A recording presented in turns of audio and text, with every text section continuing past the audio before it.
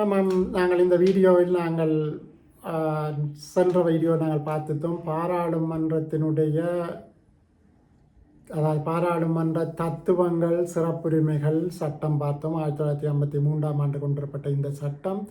இந்த சட்டத்திலே பல விடயங்கள் உள்ளடக்கப்பட்டிருக்கின்றன. இவை அனைத்தும் பாராளுமன்ற உறுப்பினர்களுக்கும் பாராளுமன்றத்தின் ஊழியர்களுக்கும் பாதுகாப்பை அளித்திருக்கின்றன.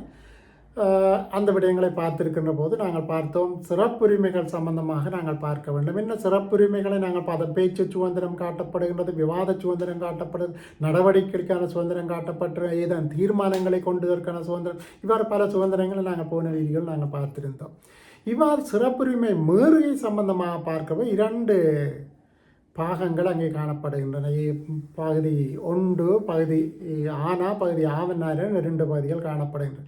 பகுதி ஆனா பொறுத்தலை இவை பொதுவாக உயர் நீதிமன்றத்தினால் தண்டிக்கப்படக்கூடியவை. அதாவது இதற்குரிய தண்டனை என்னென்று சொன்னால் 2 வருடங்களுக்கு மேற்படாத சிறை தண்டனை விதிக்கக்கூடிய தண்டனையாக காட்டப்பட்டிருக்கிறது.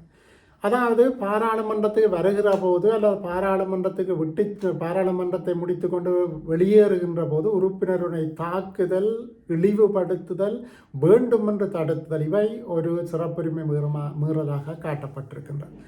மற்றும் ஒரு பாராளுமன்ற உறுப்பினர்களுக்கு அல்லது உறுப்பினர் ஒருவருக்கு அச்சுறுத்தல் கடிதம் ஒன்றை வழங்குவதோ அல்லது உறுப்பினருக்கு அச்சுறுத்தல் கடிதம் ஒன்றை அனுப்புவதோ ஒரு குற்றமாக, ஒரு சிறப்புரிமை மீறலாக காணப்படுகின்றது. மற்ற பாராளுமன்றத்துக்கு பிழையாக அல்லது புனையப்பட்ட ஆவணங்களை சமர்ப்பித்தல் ஒரு சிறப்புரிமை மீறலாக காட்டப்பட்டிருக்கின்றது.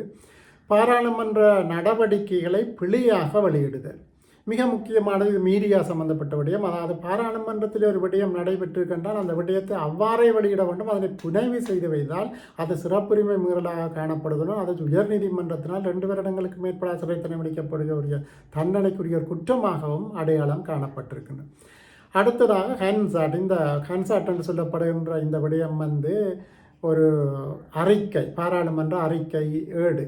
இந்த ஏட்டிலிருந்து சில வேளைகளிலே சில சந்தர்ப்பங்களிலே நீக்கப்படும். இந்த விடயங்கள் நாங்கள் நீக்கி இருக்கின்றோம், இதனை அந்த இடத்தில் பாராளுமன்றத்தினுடைய ஸ்பீக்கர் அறிவிப்பார். இந்த விடயங்கள் ஹன்சாட்டிலிருந்து நீக்கப்பட்டது. இவ்வாறு நீக்கப்பட்டால் அந்த விடயங்களை வெளியிடுதல் ஆகாது. வெளியிட்டால் அது ஒரு சிறப்புரிமை மீறலாகத்தான் கருதப்படும். மற்றது பாராளுமன்றத்தை அவதூறு செய்தல், வெளியிடுதல், பாராளுமன்ற உறுப்பினர்கள் அல்லது அவர்களுடைய நடத்தையை அவதூறு செய்து வெளியிடுதல் இவை அனைத்தும் குற்றங்களாக காட்டப்பட்டிருக்கின்றது. இறுதியாக பாராளுமன்றத்தின் சட்டம் மூலம் அல்லது ஒன்று விடயத்தை அல்லது தீர்மானம் ஒன்றை எதிர்ப்பதற்காக நிதியளிக்கப்பட்டிருந்தால் அல்லது கட்டணம் ஒன்று செலுத்தப்பட்டிருந்தால் அல்லது வெகுமதி ஒன்றை பெற்றிருந்தால் அதுவும் ஒரு சிறப்புரிமை மீறலாக காட்டப்பட்டன. இவை பொதுவாக உயர் நீதிமன்றத்தினால் தண்டிக்கப்படக்கூடிய விடயங்களாக காணப்படுகின்றன. நாங்கள் அடுத்த சட்டம் பார்க்க இருக்கின்றோம், பாராளுமன்றத்தினாலேயே தண்டிக்கப்படக்கூடிய விடயங்கள். அதாவது பாராளுமன்றம் எவ்வாறு தண்டிக்க முடியும்? இது ஒரு நல்ல கேள்வி. இதை நாங்கள் இப்போது பார்ப்போம். ஆமாம், பாராளுமன்றம் நீதிமன்றமாக செயற்பட முடியும். அரசியலமைப்பிலே 4வது உறுப்பில் சொல்லப்பட்டிருக்கின்றது, பாராளுமன்றம் நீதிமன்றமாக செயற்பட வேண்டும். அதனுடைய சிறப்புரிமை மீறல் விடயங்கள். அவை பாராளுமன்றம் தனித்து நீதிமன்றத்திடம் கொடுக்க வேண்டிய அவசியமில்லை. பாராளுமன்றமே நீதிமன்றமாக செயற்பட்டு தண்டிக்க முடியும் என்பதுதான் அரசியலமைப்பிலேயே ஏற்பாடு செய்யப்படும். அதனை ஒட்டித்தான் இப்போது இந்த பாராளுமன்ற தத்துவங்கள் சிறப்புரிமைகள் சட்டமும் ஏற்பாடு செய்திருக்கின்றோம். அவை நாங்கள் ஏற்கனவே பார்த்தோம். அதாவது உயர் நீதிமன்றத்தினால் தண்டிக்கப்படக்கூடிய விடயங்களை பார்த்தோம். தற்போது நாங்கள் பார்க்க இருக்கிற விடயம் இந்த பாராளுமன்றத்தினால் தண்டிக்கப்படக்கூடிய விடயங்கள். அதாவது பாராளுமன்ற கட்டளையில் தீர்மானத்தை இணங்கியொழுக தவறுதல் அல்லது மறுத்தல் ஒரு குற்றமாக காட்டப்பட்டிருக்கின்றது. அடுத்தது வருகை தருவதற்கு அல்லது ஆவணம் ஒன்றை சமர்ப்பிப்பதற்கு கட்டளை ஒழுங்கு வழங்கியுள்ள போது அதை வேண்டுமென்று கீழ்ப்படியாமல் இருந்தால் அதுவும் பாராளுமன்றத்தினால் தண்டிக்கப்படக்கூடிய குற்றமாக காட்டப்பட்டிருக்கின்றது. அடுத்தது விசாரணையில் ஏற்கனவே நான் சொன்னேன் 2 விடயங்கள், தனிப்பட்ட தன்மையும் இருக்க வேண்டும். அதேவேளை இந்த விசாரணை பாதிக்காது என்று சொன்னால் அவர் அதனை மறுக்க முடியும். ஏனைய சந்தர்ப்பங்களில் கட்டாயமாக விடையளிக்க வேண்டும்.